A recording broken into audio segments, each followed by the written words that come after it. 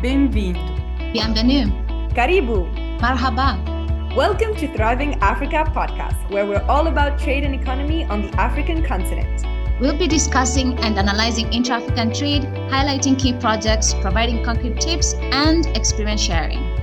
Good morning, everyone, and welcome to this second episode of the Thriving Africa podcast. I do apologize. The last two episodes, I kept on saying Africa Thriving, but no, it is Thriving Africa podcast. And I am here today with, obviously, my dear co-host, Winkit, and a very special invitee, Honorable Emma Theofelus. How are you?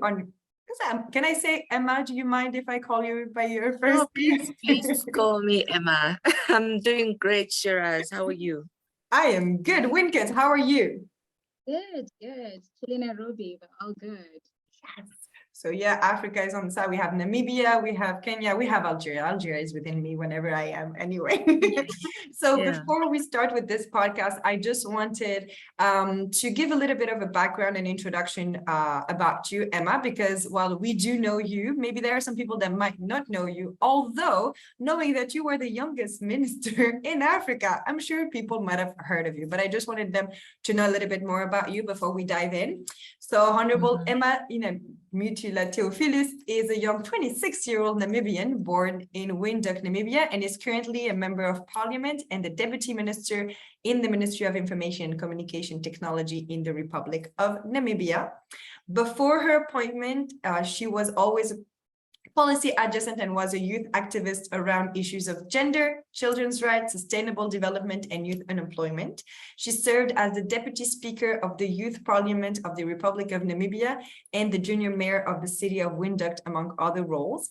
She holds an LLB honors degree from the University of Namibia, a diploma in business management from Amity University, and a diploma in African feminism and gender studies from the University of South Africa.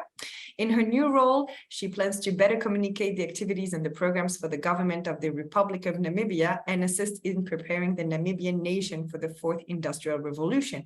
And to add to that, for those who might have missed it, she also was the winner of this year's 2022 UN Population Award. For those who don't know it, it was given actually by UNFPA, so the UN Sexual and Reproductive Health. And she's also, if I'm not mistaken, in the committee when it comes to the SDGs. So she is really tackling all the, let's say, the challenges in the future that we as African have to face. So before we dive into more conversation, I want to ask you actually, Emma, can you tell us a little bit about your career path, but more in the sense, what called you to actually potentially go into the politics, and why did you feel that it was important for you to do that? Thank you so much, Shiraz, and for giving that brief bio. I think my career in politics was not as intentional as one would say, because although I was policy adjacent for a long time, as a youth activist, I didn't expect to be a parliamentarian at 23, and much less as a deputy minister at the age of 23. So the first time I became politically conscious was when I was 13 years old. I was attending a youth program in the area where I live, and we're getting all kinds of training, leadership training and so on. And I also had some background in leadership training from my primary school. But it was there at the center where legal experts came and wanted to speak to us as children about a law in the country that was being drafted for children's rights.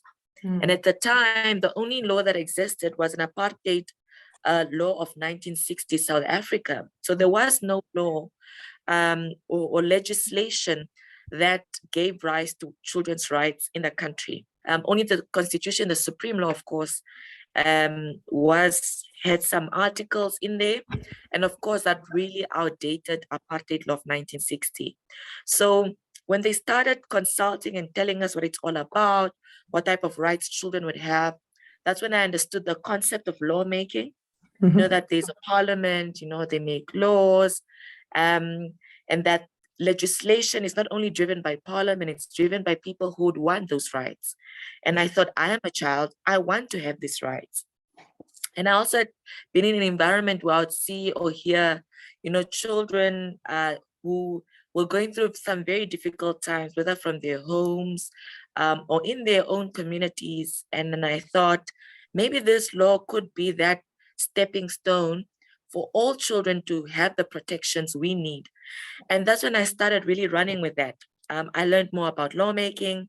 I learned about how you can become an advocate for, what you believe is right. And I started speaking out. And with the trainings through leadership training and expeditions I did at the center, I grew my confidence and my self-esteem, and I was more confident to speak out on matters I thought were important.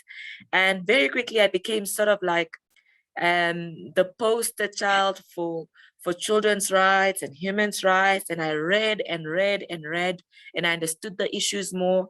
And I thought, you know what, this is what I want to do. If somebody can get rights because I've said something, that's amazing. All I have to do is use my voice. I don't need, money. I don't need to move heaven and earth. All I need to put there is my voice and my energy.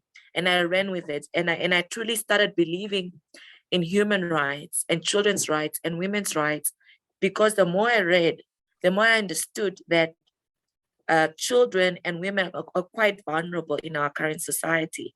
And with that education, I thought, this is what I want to use my voice for. Not everybody has a voice. And now that I do have one and I found my voice, I want to use it. And that's how I became really policy adjacent. And that sort of got me into these roles of being junior mayor of the city, deputy speaker of the children's parliament, this and that.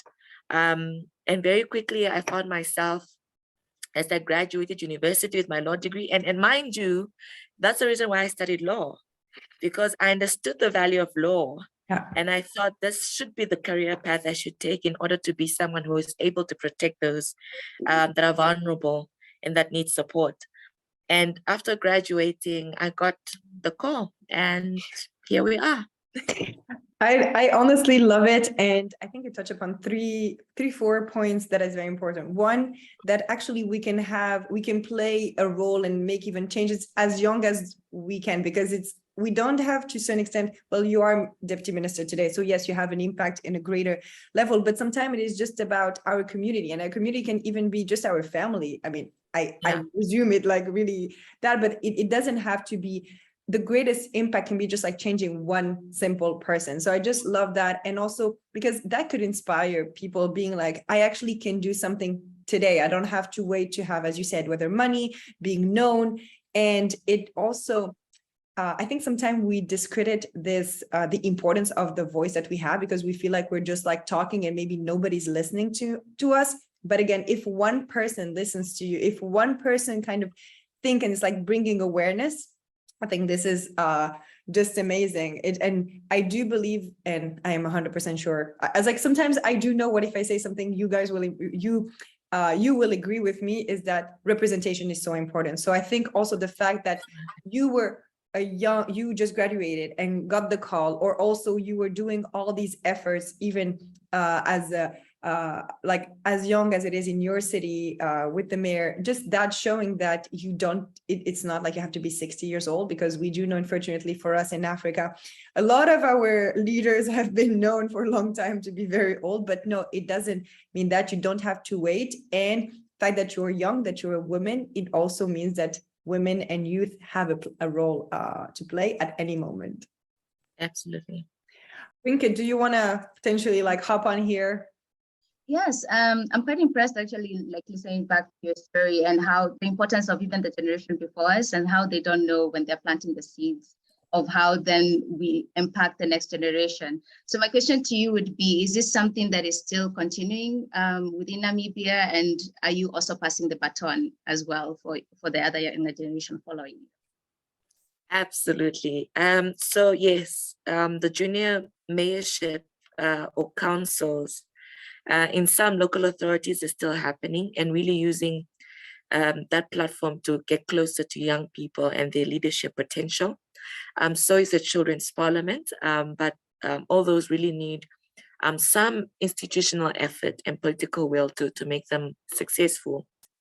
But yes, I'm definitely passing on the baton. For a very long time, as I was doing my activism work, I tried not to do it solo. Not because I didn't believe in my own potential, but because I felt we have strength in numbers. I believe in collaboration. As much as I work well alone, I also work very well in groups and with people. And I always know I'm not always the smartest person in the room. I don't always know the best practices and the best tactics to get the job done. I rely a lot on other people's, learned experience, their education, their skills, because I just know I cannot cut it myself. But if push comes to shove and I have to do something myself, I do it anyway. So for a very long time, I always tried to be in movements, in organizations where I could work with others, where I could learn from others as well, because at some point you sort of reach the ceiling of the knowledge you have and the skills you have. You need to feed off others to constantly grow and improve. And I learned that early on in my activism years, because I would be in a very simple conversation with somebody for 5 to 10 minutes, sometimes an hour, sometimes I'll be in groups of people for a week, a weekend, and I would have learned so much than I would have done so taking a class or reading a book. And that's what I value. So this is what I'm doing now. So right after I got appointed, of course, I got appointed in March 2020 as a member of parliament and deputy minister. And for almost a year, really, it was very difficult because we're in a time of crisis. And I just had to dive into the work. There was no time to, check if, I was doing everything right or wrong or hesitate. In fact, I had to jump right in and do the work. And I'm happy that for quite a long time, I was able to achieve what I thought was important during that time. And thereafter, last year, I decided, okay, now finally, now that COVID has become better, people are starting to get vaccinated. And of course, I'm a big advocate for that as well. I decided I now needed to hit the ground running beyond the normal office work that I'm meant to do and the programs and activities I need to run for the ministry. I need to do something that resonates with my values and some of the things I think are important. And that is how I launched a Bring to Body to Party initiative. Mm-hmm. So it's an initiative that brings young people closer to Parliament. So I remember the first time I got to Parliament, the Children's Parliament was happening. So we were the fourth group, or the fourth edition of the Children's Parliament. There were 3 editions before us. And I remember getting wind of it, of the 3rd edition. I was very, very young in the 1st and 2nd edition. I only got a wind of it in the 3rd edition. And I asked my father, I saw this on television. Is it happening at Parliament? Could you find out? So my dad is a police officer. He asked some of his friends that worked at Parliament. They said, yeah, these kids are here for a week. They're simulating Parliament, and they're doing basically what Parliament does, but they're junior Parliament, they're youth Parliament. So as soon as my dad came back with feedback, I was like, no, you need to take me there. I want to go see how it's done. And my sister and I went to the chambers, and it was my first time being in Parliament. And I used to watch it on television, and being in the chambers is so different. It was so much smaller than I expected. All these memories of sort of understanding the lawmaking process and finally getting to Parliament. Even though I lived in Windhoek my whole life, I'd not gone to the Parliament building because I didn't know we could visit. I didn't know we could go there and look at it and watch the debate. So with that exposure, I decided I need to be in the next edition of being a member of Parliament. But it came from understanding the importance of lawmaking and actually being in Parliament and seeing the institution as a cornerstone and as a pillar of our democracy. So that's why I decided to launch this initiative called Bring a Body to Party, where I get young people from across Namibia. They come to Windhoek for a few days. We give them training around media advocacy, because I want them to be advocates of their own communities and issues affecting themselves and their communities. So we teach them how to do that during those days. Then also they come to Parliament and they watch Parliament live in Parliament. And then afterwards we discuss, what did they observe? When somebody says point of information or point of order, what does that mean? When somebody tables a motion or law? What does it mean? What are standing rules and orders and procedures of parliament? All of that. And it's sort of like a crash course on what parliament is. And I make them believe, and I truly believe that they need to see themselves in parliament so they can get there one day as young people. So I'm really proud about that program. I also recently did a program on connecting girls, where we allowed girls to code, because I believe truly in ICTs as the potential leverage for young women and girls to take charge of their future. The fourth industrial revolution, I believe, is the industrial revolution for women and girls. We didn't fully participate in the first three because of what? Patriarchy. But now, as we're continuously dismantling those institutions, I think this industrial revolution is ours, and we cannot be left behind. We need to thrust many of us, and when I say many of us, young women, and girls in the forefront, so they can fully leverage it. And that is why in August now, we just did a coding camp for girls only. A lot of people are very angry with me. They thought, oh, why only girls? But I'm very intentional about when I say women empowerment, gender equality, I also try, and youth empowerment, I truly translate it into the programs and initiatives and things that I pay my attention to in my personal life and also in my professional life. I know that was a mouthful, but yeah. You actually really connected the dots. Looking at it, when we always talk about public-private partnership, it always sounds so technical, but we're not also looking at from how we engage young people to also look at how they can serve within the public sector, in as much as also they get enticed within the private sector. In this case, women in coding, women in STEM. We've not necessarily been considered in that. Coming also from STEM, it was from seeing that practical application, or teachers who were very engaging, like, oh, do you want to learn more about, planes? Not sticking to the books, but engaging that curiosity and seeing how that curiosity flourishes in creating a well-rounded society. I believe that is something that, from what you've covered, really shows how you're tackling all these different issues in this part. If I can jump in here, I also just realized something. So when I was in high school, in our 2 final years of high school, you get to choose an elective subject.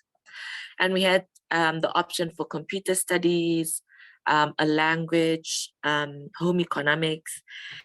And I thought, I believe, and it was that time in high school, and I thought computers were the future. And I chose computer studies, and I was one of, I think, less than 10 girls in that classroom, and the majority were boys who chose that subject. And for a long time, people didn't understand, you're a girl, why go for computer? It's something, but I thought, but why not? I want to learn how to use a computer properly. I want to know how programming languages work and all of that.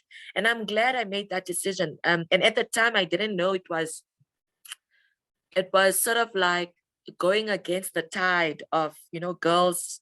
It's not necessarily something they would pick. And I think everything comes full circle, and now I'm partly in charge of the Ministry of ICTs in the country. So yeah, it's quite interesting. And what I like is that this expression is like start them young. Yeah, start them young, educate them.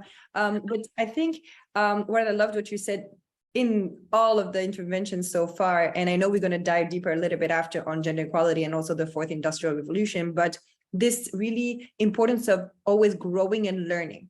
And this doesn't apply only to the youth or to women, but really to all of us at whichever time. I do believe that if you believe, whomever you are, that you know everything, I'm sorry, but you're wrong. That is impossible. We cannot know everything.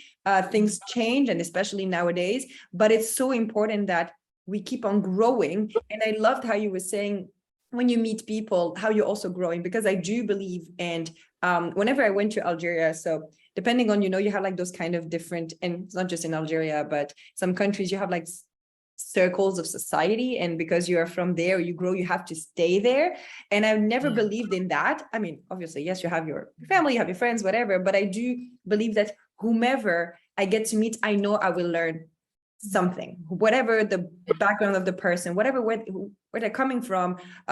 It doesn't always like having this respect of whomever, because you're going to learn something. And I always like loved asking questions. And I think this is, even if you do not get access to whatever, ask questions to the people you meet.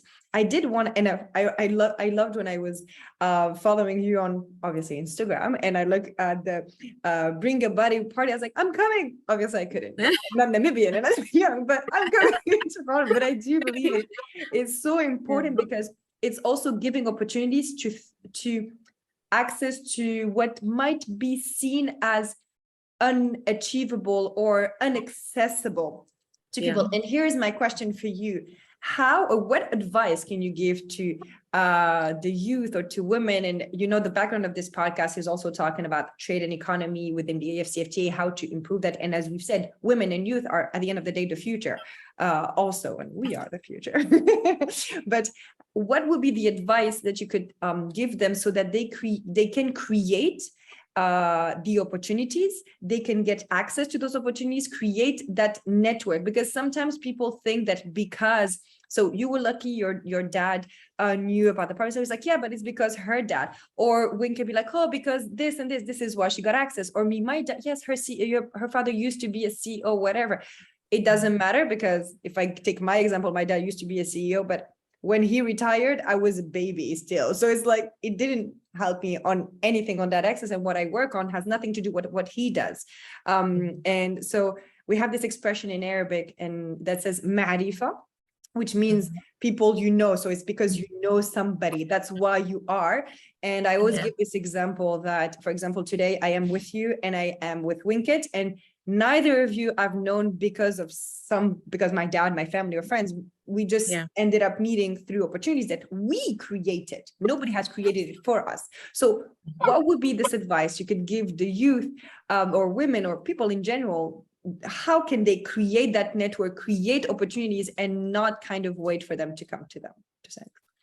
Yeah, I think coincidentally, this past few months, I've been battling this notion in my surroundings that the opportunities some young people get is based off connections or their family or networks.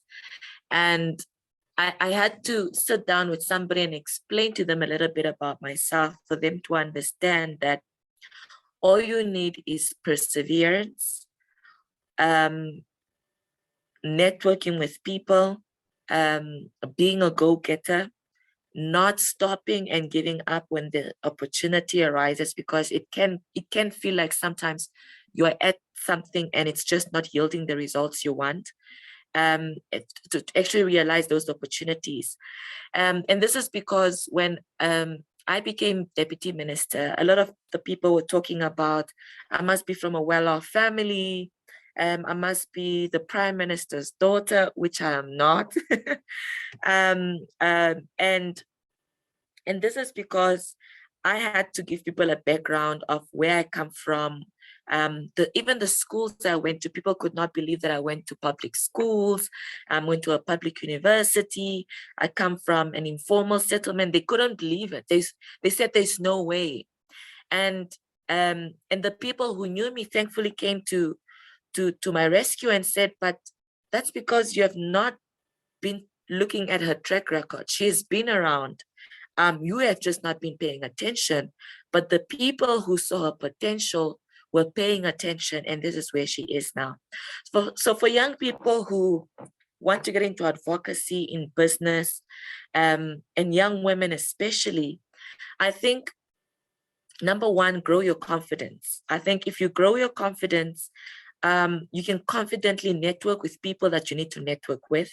I remember going to platforms just to network with somebody so that the next moment when an opportunity arises, I'm in their mind. I'm at the back of their mind because I told them what I do, who I am. And when the opportunity comes, I am personally ready for that opportunity. But that person also has me in mind. Of course, it doesn't work all the time.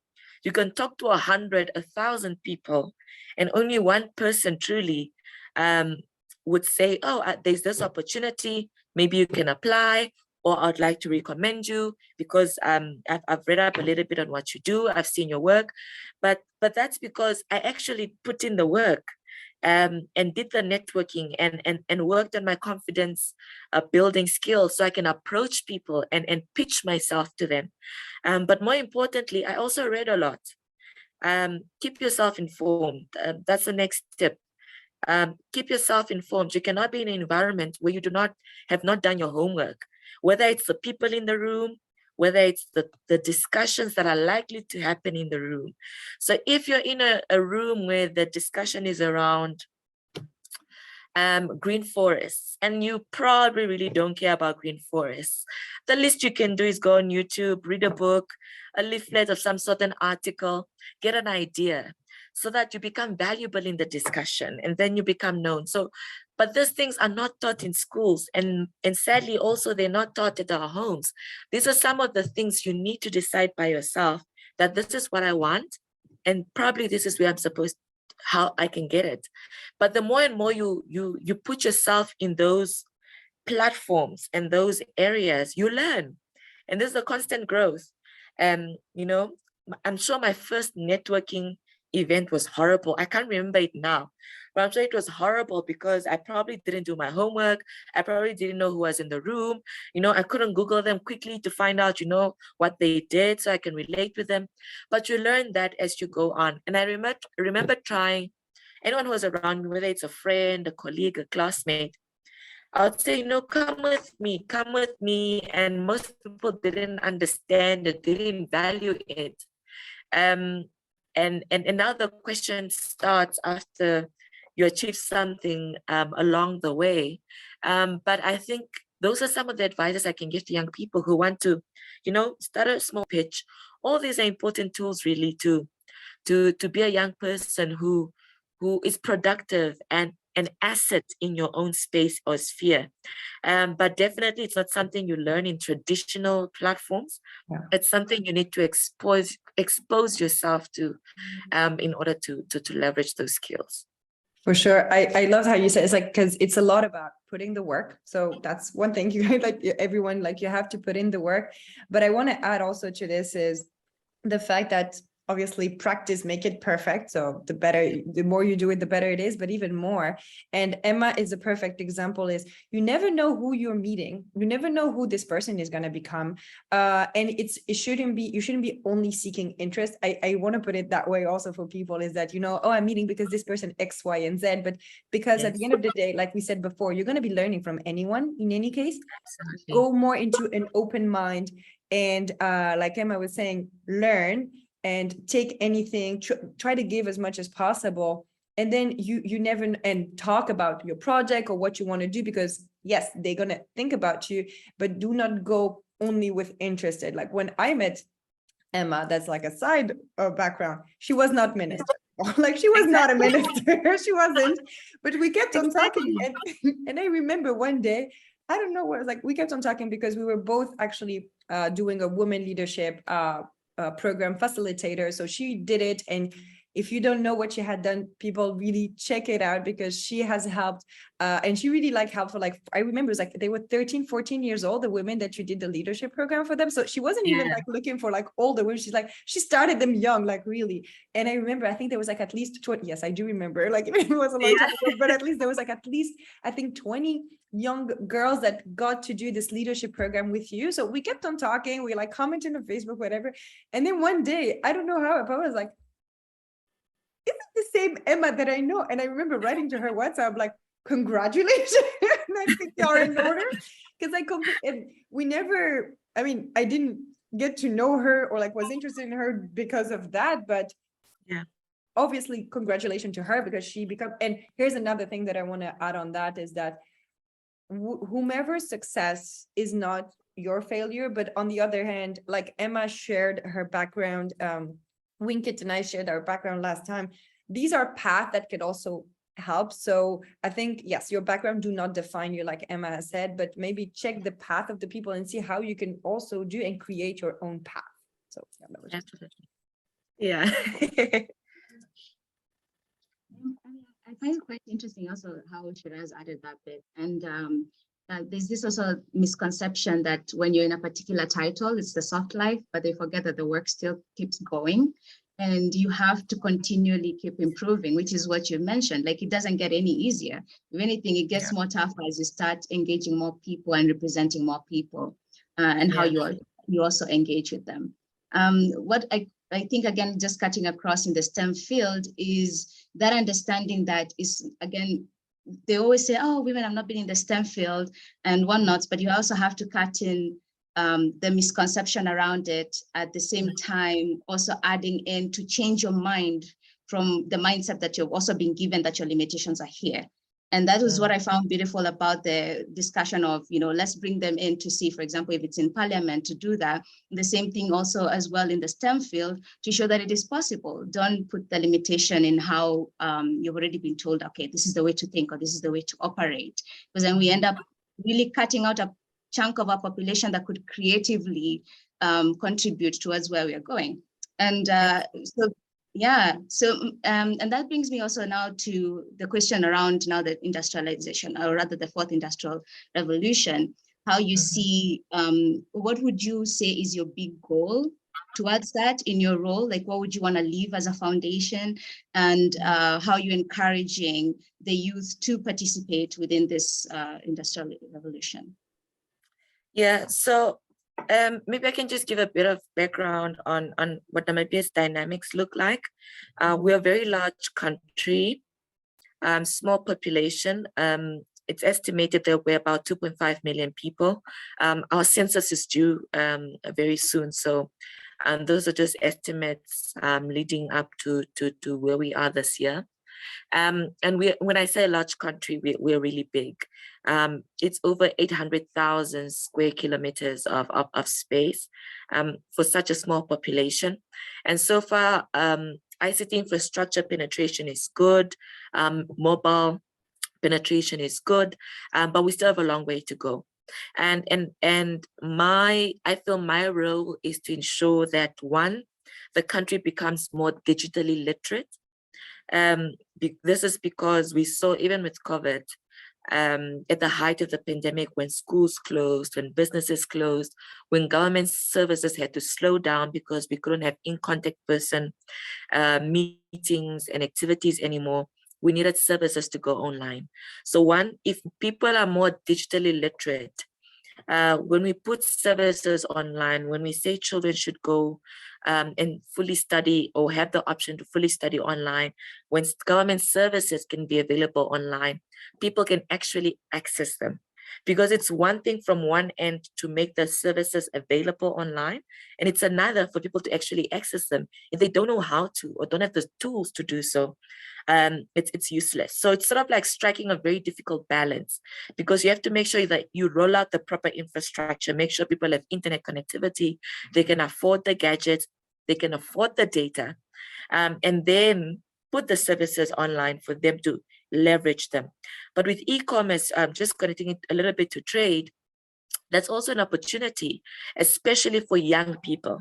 I've seen in my country, young people's businesses that don't need a stall or brick and mortar shop to sell their garments, to sell their products, to sell their services. All they're doing is marketing their services and products online.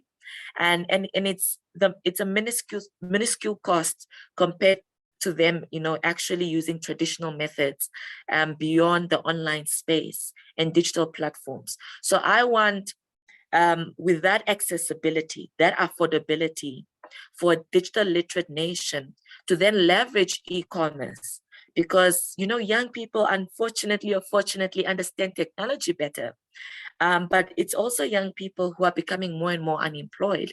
If they're able to use digital skills in whatever form they come in to make an income for themselves, I'll be the happiest person. So that's the foundation I want to leave. Of course, I want to go deeper around, getting the necessary skills around artificial intelligence, blockchain, around coding, around, systems production, all of that.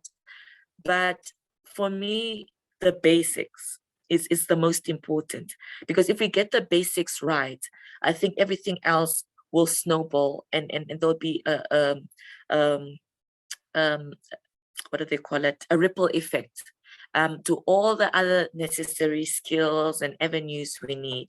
So definitely, that's a foundation I think I would like to start, because I can tell you all about, the eventual things we'd like to achieve, but being realistic would only require to have a digital literate nation, to have that ripple effect of everything else to fall in place for the next few years to come. Because I'm also trying to be realistic in that in the 5 years term I've been allocated to be a member of parliament and deputy minister, it's quite short, compounded with the time lost during the COVID-19 pandemic period, even shorter. But I'm hopeful that a good foundation could ensure that Namibia truly could become a possible oasis for foundational ICT hub in the Southern African region. That's great. Thank you so much. And I want to actually bounce back on what you just said. Yesterday, we had the webinar on Africa and the Fourth Industrial Revolution, part of the Africa webinars we do. And we talked definitely what you said, like the importance of digital literacy, but also the importance of having the right ecosystem. And I think that's something that is also important, is that while we talk about the Fourth Industrial Revolution, it is not only ICT. It is really transversal. It is also all the industries, all the sectors that are involved. How do you make sure that all the stakeholders, all the different ministries, all the different sectors really work together for that aim, and to make sure, like you said it, and like we know as Africa missed the first, the second, and the third industrial revolution. So let's not miss that opportunity. So how are you making sure that there is interoperable projects, that everyone works together, that really there is a work together really to embrace the Fourth Industrial Revolution, any potential maybe project that Namibia is doing in that sense, and making sure that everyone is involved? Well, let me tell you, Shiraz, it is work in progress. I think government, private sector, society at large, I think more and more people post the pandemic, and I say post the pandemic only because of the height of the pandemic, and other things are opening up, but it's still not post the pandemic. More and more people are realizing the importance of ICTs and their role across sectors, whether it's health, education, trade, mining, transport. More and more people are realizing, but they're still not as enthusiastic and sold as I am. They're not ready to explore changing systems to allow that we cut costs, are more efficient and more effective, because we can leverage ICTs to do so. So it's still work in progress. And obviously I try as much as I can at any platform, when I engage with my colleagues in cabinet and in parliament, with private sector entities, to tell them, this is the role you can play as a catalyst to bring us closer to changing our systems for the better through ICTs. So I really try my best, and of course I try to demonstrate it with piloting small initiatives and programs in the ministry here and there, to demonstrate that it can be done and that there is potential. But trust me, it's still work in progress. Maybe I'm being impatient, but I do believe we'll get there. And I do believe it's doable. I just need to get more and more people converted. I think education, even in the sense of bringing awareness about it, is such a part of it. Let me actually, to continue on this discussion and to link it also with the AfCFTA and talking what we talked about earlier on the youth and gender, how do you believe the Fourth Industrial Revolution, and also how the youth and women, the question of gender equality, how do you believe and convince potentially people who are going to be listening to this podcast that these are the elements that really or how can these elements play a major role in implementing and making the AfCFTA also a success? So a few weeks ago, it's probably over 2 months now, I launched a report looking at the e-commerce sector or area in the country, in Namibia. And I launched this with the trade forum of the country.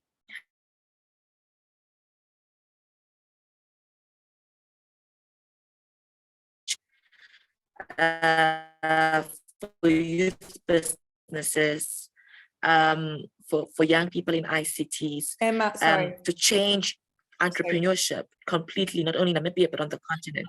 Oh, did you lose me there for a second? Yeah, we lost you for a second. If you don't mind restarting, like talking about the report. You were just saying I launched a report and then it cut a little bit, if you don't mind. Okay, sure. So I was saying, so a few weeks ago, I launched a e-commerce report on the status of e-commerce and the future of e-commerce in Namibia. And I touched a little bit about, how it could really change the way we trade on the continent, how young people in, Namibia is quite a young population, has quite a young population, much like the rest of the continent, and how that can be a game changer in Africa. So we looked at things like the role of young people and women, the role of trade systems, in how they can potentially adapt to an ever-evolving e-commerce scenery, looking at laws and regulations that sometimes could be possible bottlenecks to make trade so much easier on the continent, and even logistics on the continent continues to be a challenge for e-commerce to thrive. So we really look at all this holistically from a Namibian perspective, but I quickly realized it can be, compounded to the rest of the continent because our challenges are quite similar. So there is definitely an immense amount of opportunity for young people to leverage e-commerce as a tool to not only solve social problems, improve their financial well-being, but also connect the continent. Because we constantly, as a whole, rely on others when we can easily rely on ourselves, cross-nationally, cross-continentally. So definitely, e-commerce for me is the future of African entrepreneurship for an Africa that depends on itself. And I hope the AfCFTA becomes a catalyst to make that an even bigger reality. I've met the secretary of the AfCFTA before, and we had brief discussions. I think at this point, it's the acceleration of the implementation of the AfCFTA and properly putting young people at the forefront. I know it might sound like, oh, young people this, young people that, but it's the reality. If you bring young people closer to the table, where we need to revolutionize the way we look at e-commerce and trade on the continent, trust me, we can solve half of the problems in half the time we've been given. That's true. Yeah. So maybe my question to follow up on that, I mean, right now with the AfCFTA, we see they reintroduced the protocol on women and youth so that can also be taken into consideration, and even further to one on digital trade, because it had been left out essentially, and we realized that honestly in Africa, e-commerce is so prime if the infrastructure, as you mentioned, is in place, while also having a digital savvy population. So I would want to find out then for Namibia, what would you say are key policies that you want to push forward that would help at least accelerate and secure the dynamism of e-commerce and what's involved around that sphere, to encourage people to start participating in that trade? Well, I think in Namibia, our situation is, we have a slight ease of doing business challenge. And thankfully, we have our trade ministry and our investment promotion board that is working towards that. But more importantly, I think some of the legislative and policy-related solutions could be around ensuring that people actually have access to not only the platforms in which e-commerce can be used as a tool, but also the gadgets to leverage e-commerce. Because it doesn't help if half your target market in your business do not have access to e-commerce, and that's where you sell your product. That's just you losing money. So if potentially there could be underlying policies that could enable people to have access to some of the digital platforms where e-commerce thrives, that makes it so much easier. And then I think thirdly, would be an affinity to lowering, it's a sort of incentive to lowering taxes, lowering business registration fees, for example, for purely e-commerce businesses in order for it to stick and for it to thrive, because when that is your only option, you'll make it work. So policies that will ensure that the e-commerce businesses get some type of tax break or fees relief when they're registering the e-commerce business, I think would be a great incentive to ensure that it becomes more viable in our countries on the African continent. Perfect. I think, when I listen to everything that should be put and we could work on, I do believe a lot in benchmarking good practices. And I think there are so many examples also in the world that we can learn from and see what we could take and adapt. So just maybe as a final question, we all heard, or I did, but I'm 100% sure I'm not the only one, the hashtag, the Africa we want, right? So I want to ask you, Emma, what is the Africa you want? What would be, to some extent, the ideal, and what could we do? What could you do? What is the Africa you want? Well, I've been asked this question before, and I'm sure I gave answers before. But right now, the Africa I want is an Africa that is independent. I know we got our political independence, the majority of our countries got political independence, but that means nothing without the economic emancipation and financial independence we so need on the continent. And with financial independence comes, choosing who you want to trade with. That's the Africa I want, an Africa that wants and chooses who they want to trade with, who they want to negotiate with, the type of policies they want to make, not because there's some external influence that, because we have multiple loans with that institution, or we get some type of aid from them. Now we have to adjust what type of policies we would like to implement for our own people, or the type of sentiments we would like to share because now we're dependent on them for financial aid or financial bailouts.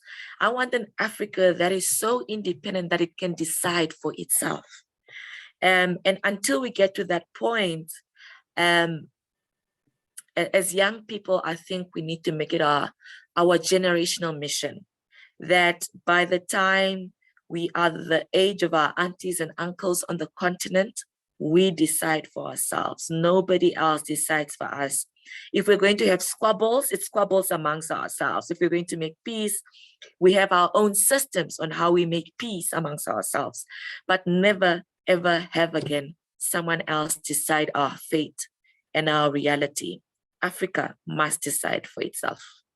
I honestly love it. And last week when we were doing this webinar with Winkett, we were saying this, how as African, we need to know what we want. We need to go whenever we have our partners, whichever the partner, tell them what we want and how they can help us. Obviously, after negotiation, you have to have a win-win. You might lose a bit, but we need to be assertive of what we want and not just do, it just makes sense, obviously, when we look at our partners, they seek their interests, which is completely normal, it's fair, but it is up to us to make sure that we are protecting, that we are making sure that we serve the priorities and serve the interests of our population. And yes, as do you think we will be, I'm already called auntie, so I can tell you, I'm like already called auntie.